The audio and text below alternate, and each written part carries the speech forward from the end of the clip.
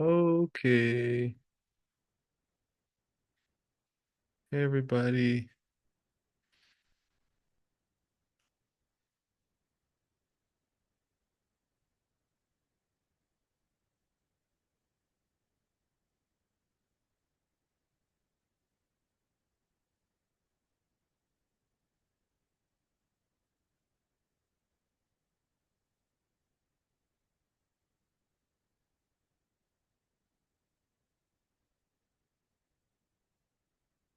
Here we go. Class H.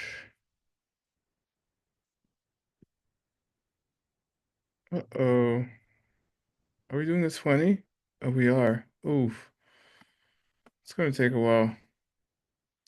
Let's just jump right in, okay? Um, I love this class. I remember the first time I heard it.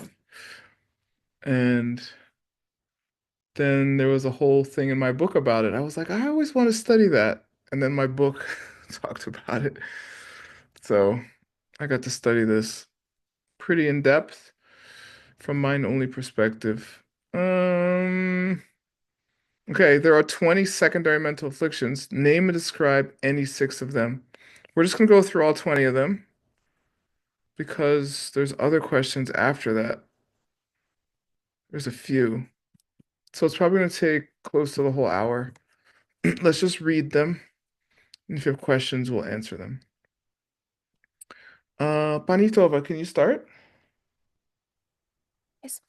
Anger, this storms from disliking and cause you to prepare to harm someone by threatening and so forth. Jova. Jova. Yeah, Choa. Choa. Um, what's interesting about this Cho? Uh, as far as words go, Panitova.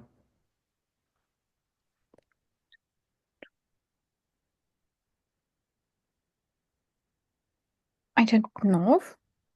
It's the same Cho and Kongtro, which means Um, which is ignorant disliking. So it's related, you know?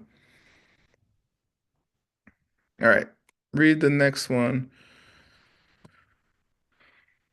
Retaining anger, this is a part of disliking. It is the continued maintenance of a harmful thought over a long period of time and cause intolerance. Yeah, it causes intolerance. Yeah, Kunzen. It's like resentment in English. You can say resentment too. Okay, read one more. You get all the anger ones. Irritating. This is an impatience which derives Impatience. impatience. Impatience. Impatience, Yes. which derives from anger and irritation and cause you to speak harsh words. Yeah, Uh, good. This is my specialty. Low level irritation. I'm like, "Arr." I don't get angry that much, but I'm irritated most of the day. All right. What are you laughing at, Mariana? You read this. Well, can relate. That's my state as well. Oh, that's why we're friends. Uh, Yes. Sikpa, by the way, Sikpa can literally mean like burning, like a little like it's like low level, like smoldering, like always like right, not a full fire, but kind of. All right, my irritated sister, read this. Malice. This is a kind of disliking whose activity is uncompassionate harmfulness. It is the state of mind which is ready to hurt someone. Yeah, read the Uchen. Nampartawa. Yeah, te this te means to harm somebody, to hurt something. Nampar means very, yeah. So malice, like really wanting to hurt people. Read the next one. Jealousy. This Woohoo! is part of anger. It is the inner disturbance of the mind, which, out of a desire for gain and honor, cannot bear the sight of others' happiness. It is a mental discomfort. It disturbs the mind and supports wrongdoing. Truck. Yeah. I'm not really good at jealousy. I never really was. I'm too busy being irritated. Uh, all right. I never got people jealous. I'm like, I'm not paying, I don't pay attention to people enough to care what they have or something. I'm too selfish to pay attention to them. Read this one, Mariana. Denial. This is the crooked state of mind which, out of attachment to gain and honor, hides its faults and thus conceals them continuously. It obstructs you from receiving true instruction. Guilt. Yeah, Gyu. Geshe said denial. I don't know if he would It's more call it. like illusion, right? Yeah, Gyu and Yo usually go together. You can say Yogyu in Tibetan. They just combine them into like one. It means to kind of like trick somebody or rip them off or um, kind of. I think I use the word dissembling, which is a word no one uses in English, in my translation, my golden key. And Geshe didn't change it, which is miraculous. Um, it means like acting fake or something. So I don't know. Okay. Good job, man. Woohoo. I'm also not good at acting fake. I'm honest to a fault. I'll be like, I don't like you. It's not harsh, I'm great. Lying, I'm really bad. All right. How Trin, Yes. please read. Yes. Uh, pretends. This is pretending to have qualities that you do not actually possess for the sake of gain and honor. It is a devious misleading of others, reinforces the other mental afflictions, and Uh-huh. supports the practice of wrong livelihood. Yeah, practice. Practice. Yeah, good. Uh-huh. Yeah. Yeah. Yoga. Yeah, Yoa. Good. Read the next one. Yes. Lack of shame. This is not avoiding bad deeds for reasons which relate to yourself. Ngosawa. Ngosamepa. Yeah, not having shame. Mepa not no ngotsa. Yeah. All right, one more. Yes. Lack of consideration. This is engaging in bad deeds for reasons which related to others. Trailmepa. Yeah, not caring what other people think and in a good way. Not caring what people think in a way that would be good for you if you did care what they thought. Um, okay. Okay, good job. Yeah, Mepa. Trail means that state of consideration. Mepa means lack of that. Thank you. You're welcome. Mike. Is he Hey there? yo, hey yo. Hey, Mikey. Oh, I get this batch? Yeah, this one. This one's for Oh, you. great. Concealing one's faults. I All right. feel like I'm in Delaware Valley, dude. Stop. Delco. Yeah, right? Totally. Keep going. Follow good and wishing to conceal your faults. It is the cause of regret and prevents your knowledge from staying. Yeah, this is famous one, Chaba. Um, yeah, Chaba's bad. Sometimes we do Chaba on ourselves though, so we don't even know what our faults are, you know? Um, Usually whatever annoys you in other people is your problem. Um, and if someone talks about it and you get really mad, that is also a problem. If someone says, "Word, you're harsh," I'm like, "Yeah, that's true." Like, I know at this point, all right. Um, but they might say something else. I'm like, "What? What are you talking about?" You know, it's like, okay, work on that one, buddy. Yeah, that's how it goes. Read this one, Mike. Stinginess. This comes from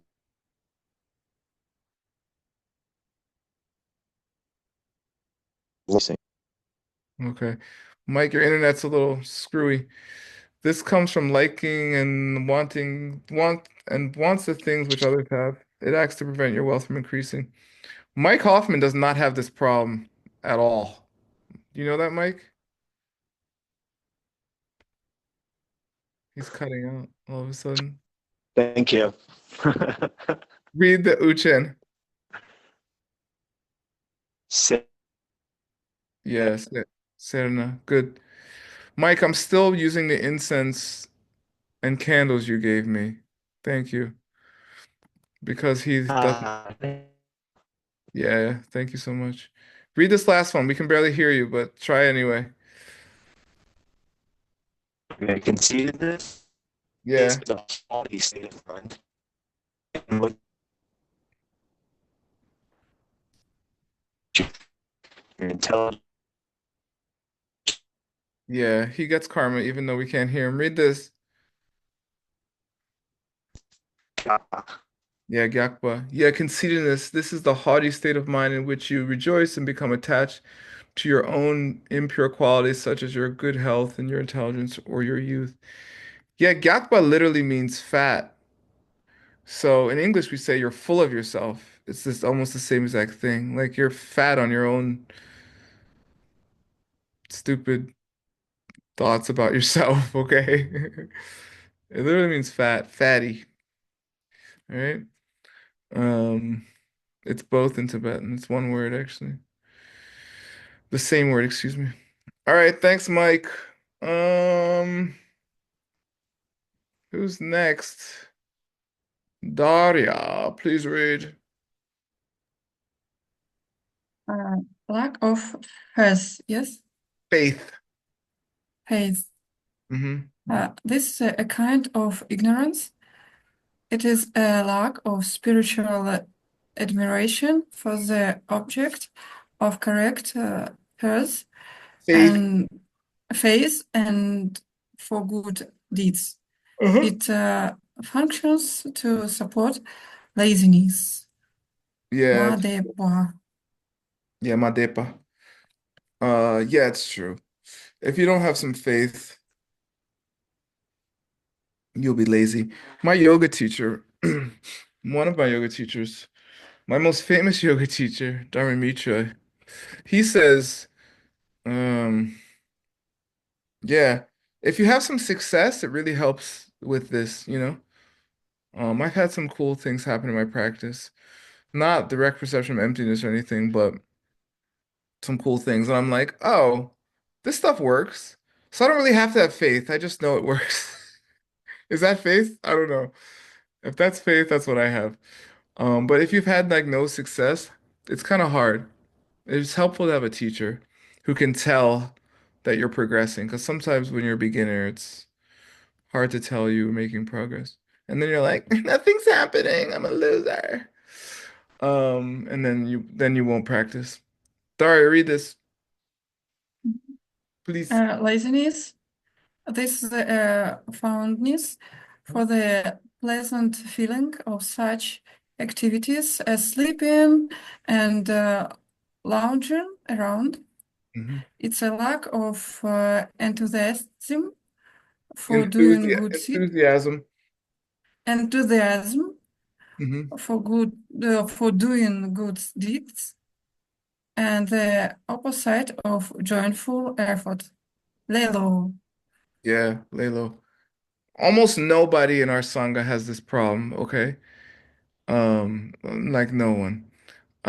They have the opposite problem. They don't know how to relax them. Just relax sometimes. Okay? There is time to relax. You should learn how to relax. Um, I'm very good at relaxing.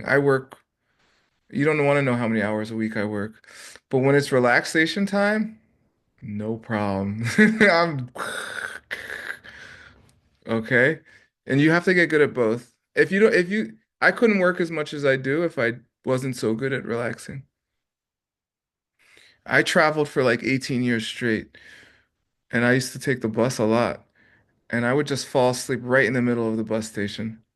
And I would wake up and people were like, "How do you do that?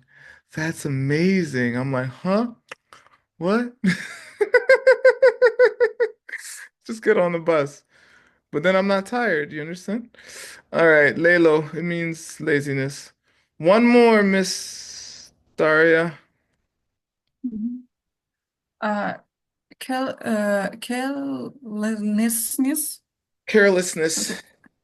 carelessness. Uh-huh. This affects your practice of doing good deeds and avoiding bad deeds. It's the opposite of mindfulness. It function of increase non-virtue and to decrease virtue. Yeah, Pakmepa. Um, and it's someone's birthday. I don't know who. Thanks, Mariana. Uh, yeah, Pak you means it almost sounds like a curse in English, right? Pak you. Um, it's not. It means to be really careful or mindful.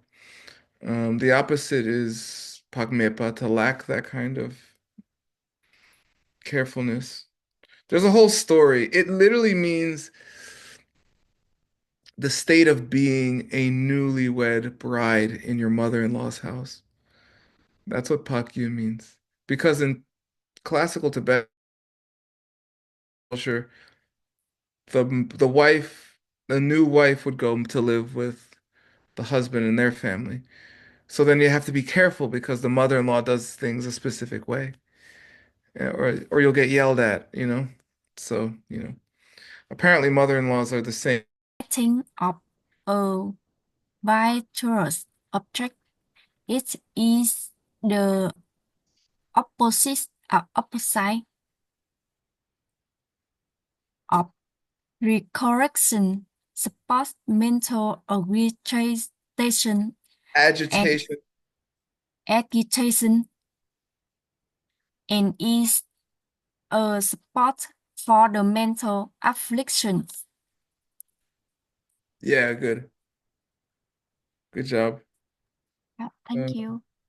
you're welcome. I'll read some. Here we go. A lack of awareness. This is heedless and careless activity which you do with your thoughts, your words, and your deeds, and is a support for breaking your vows. Sheshin Mayimpa.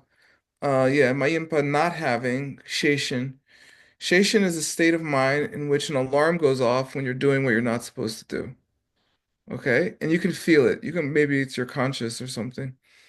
Maybe your intuition, I don't know. But you can feel it. I spent some years learning how to feel this on a very deep level, and it has saved me so many times. To the point where if people tell me, "Oh, word, you should do this," I'll feel it and I'll be like, "Nope." And they're like, "No, it makes sense." I'm like, "Nope, will not." And then like a week later, they're like, "You shouldn't have done that." I'm like, "Yep, I know." My Station told me. I just listened to Station. You'll have very few problems. On some level, like it's because it's more subconscious. And your subconscious remembers things your mind forgets. Like all the teachings you ever got. So you'll get a feeling like, wait. It's the same feeling as you leave the house, and you're like, wait, I feel like I left something. You know that feeling? Go back. You don't know what it is because you're not conscious. Because you did this one. Chenye. All right. All right. All right. I'll do the next one. Dullness. This is a heaviness of the body and mind which renders you incapable of penetrating the object of your attention. It is inward contraction and incompetence of the mind and a support for the mental afflictions. Yeah, this happens if you are too sleepy or if you do drugs or drink alcohol, that kind of stuff. The next day you'll be like, ugh, like out of it. Me as a teenager. Distraction. This is the following of a pleasant object which presents itself to your mind. It is included as a part of desire because it is escape of the mind toward an object. It, it is an obstacle.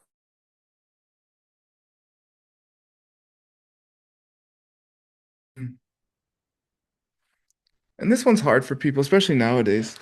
We have phones, we have Instagram, we have, I don't know, pornography, we have violent movies, we have 7 streaming services, um, I don't know, on TV, and if you missed it, that was it, you know?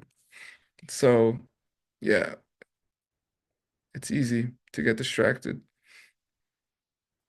All right, scattering. This you could also call this one agitation or wildness, depends on the context, I suppose. This is the mind moving and straying towards objects instead of abiding one pointedly on a virtuous object. You know? A lot of people have this problem nowadays, and you can tell. You can't get anything done. You can't get anything done with this one. You can't get much done with this one. You can't get much done with this one. You can't really be moral with this one or ethical, or this one. You can't practice Dharma with this one. You can't be ethical with this one. You can't practice Dharma, be ethical with this one or this one. All right? They just block you from Buddhahood and Nirvana. Not in that order necessarily. Question 2. Hanna Diachenko, please read.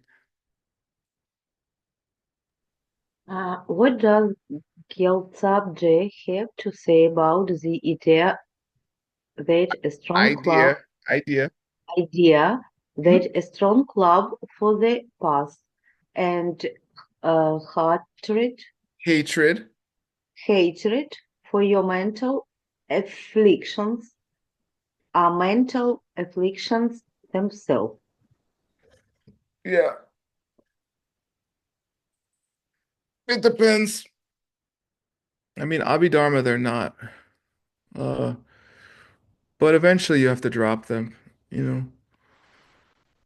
You can use them, they're not mental afflictions in a way, but then you have to pretty much you have to let them go eventually. All right, that's what I remember. Let's see. He says that because they are elements of the path itself, the path which helps you destroy the mental afflictions, they cannot be considered a part of the group of objects which must be eliminated from the mind.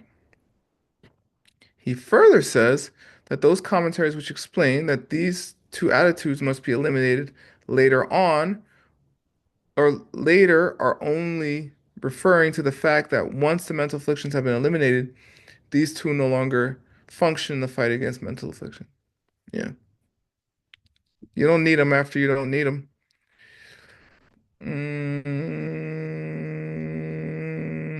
I'm going to keep going and read because time. Why is it important that the continued existence of the mental afflictions depends on a misperception? Ooh, why is that important?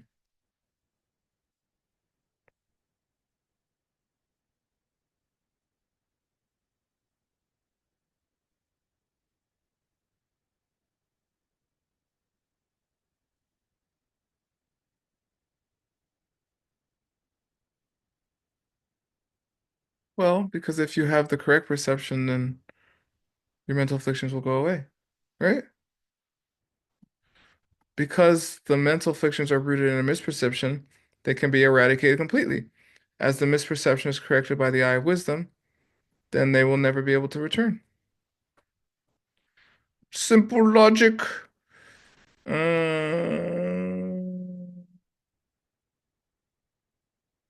How read this? please. Yes. State 3 reason why the mental afflictions have no place else to go once they are eliminated from the mind.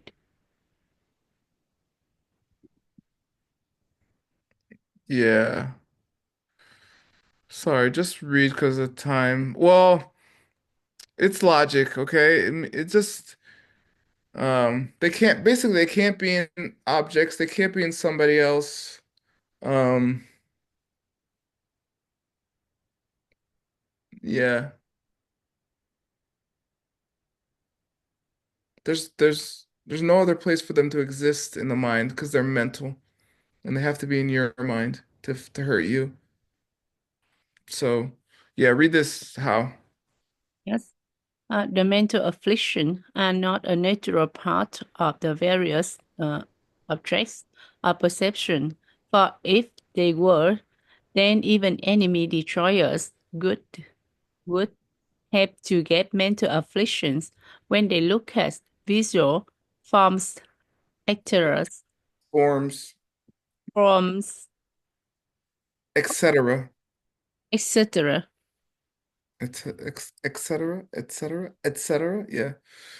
Yeah, could. Nyongmong pa nam mi sukla sokpe yulna rangshingi mine. Yeah.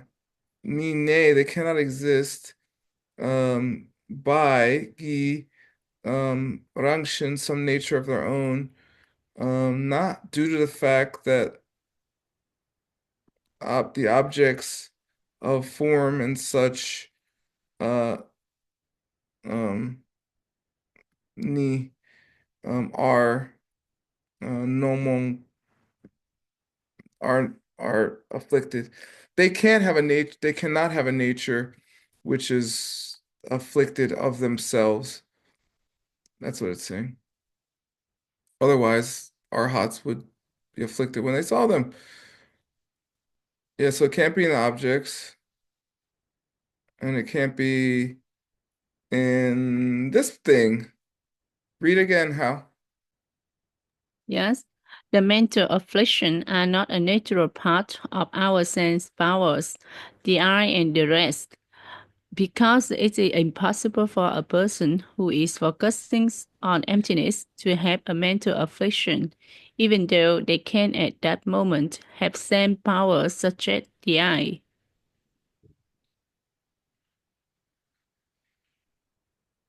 Yeah, good. Yeah, Mikla Sok Pe Wang Poi um Tsokla Yang Rang Shingi Mine. Yeah, they cannot exist by some nature of their own, um, as well as in the sense powers like the eye. Yeah. Gabe, last one, read this. How? Yes, the mental affliction do not exist by nature anywhere in between these other two possibilities. Tetaki, Yeah, go ahead. Ba, Bana, Banang, Mine, Yeah, what's par mean here? Not it's not bar par, it's par. What's par mean? Pra. Pra here mean like until, between. Yeah, between. Uh-huh. Good. It can mean until pardu. Good job. Yeah, thank you. You will goob. Oh my God, there's more. I mean, this is an amazing class. I need a snack. Loan, you read this. Yes. List the six perfections, the six principal activities of a bodhisattva, and explain why they are perfections. Tibetan tract in Tibetan. Perfections. Perfection. Good. Thank you. What are the six perfections, Loan? the giving ethical, not anger, a joyful effort, concentration, wisdom, and wisdom. Yeah, good. And why are they perfections, Lauren?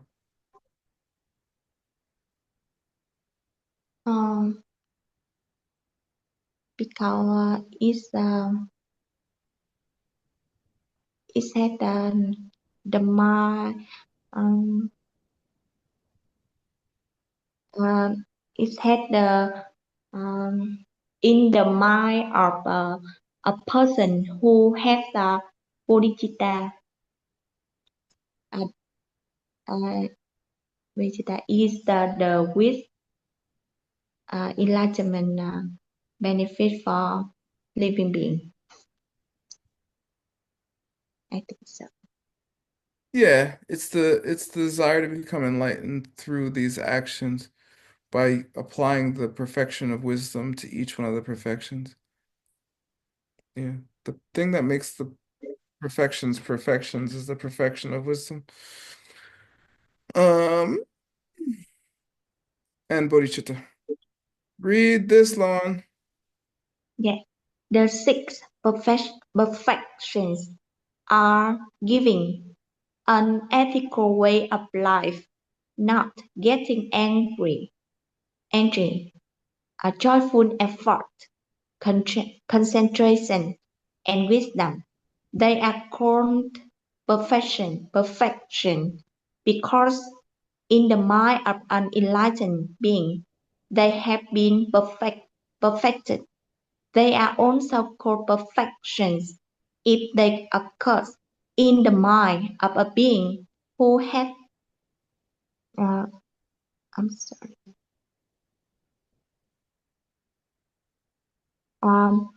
who had committed himself or herself to Did the it. wish, committed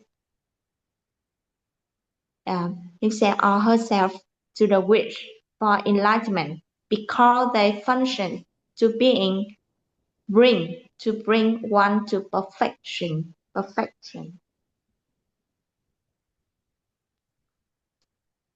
Yeah, good. I'll just read the Tibetan. Good job, Lauren. Jinpa, to give. Sultrim, morality or ethics. Supa, not getting angry when the opportunity arises. Sunju, efforting joyfully. Samten, concentration. Sherab, wisdom. Paratuchimpa, perfections. Bring you to the other siders. Parotuchinje, performing the perfections, doing them. So this is like perfected, and this is perfectionizers, things that will make you perfect, I guess. All right. Just two more, then I get a snack.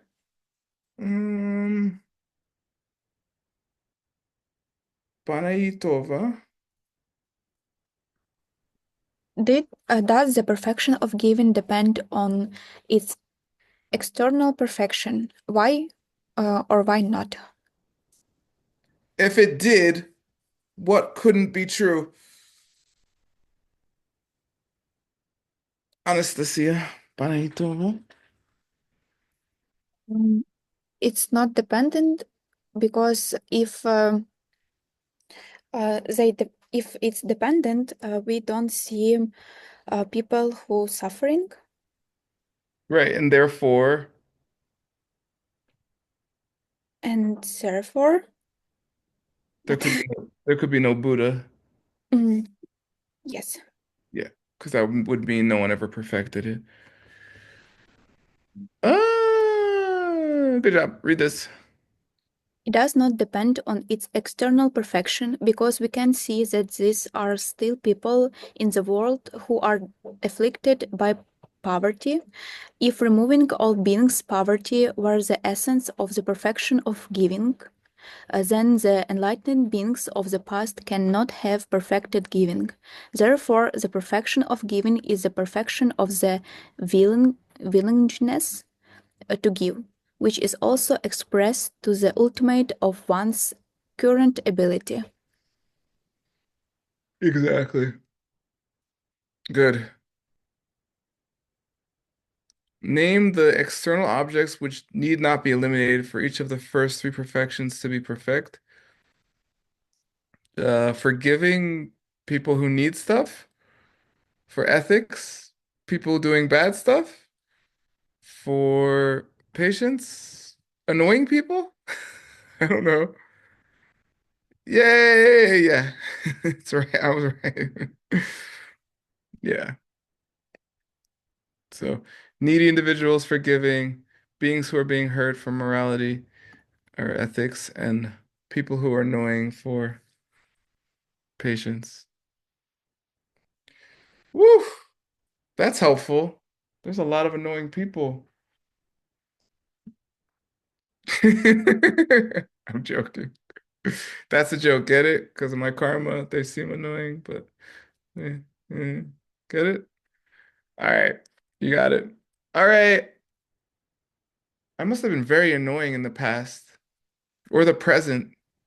Am I annoying? I'm sorry. I'm sorry. I'll do better. All right, I'm gonna take a break. Thank you for coming to class. Thank you, Shinar, for translating. Thank you, Milan and Daria, for recording. And thank you all. I'll see you tomorrow. We'll be done course 10 soon. Okay? We'll be done the courses soon. So finish your courses. We need teachers, like thousands of them. Okay, Dharma, we need Dharma teachers more than any other profession.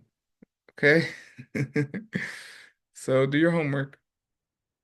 Thank you. Yeah,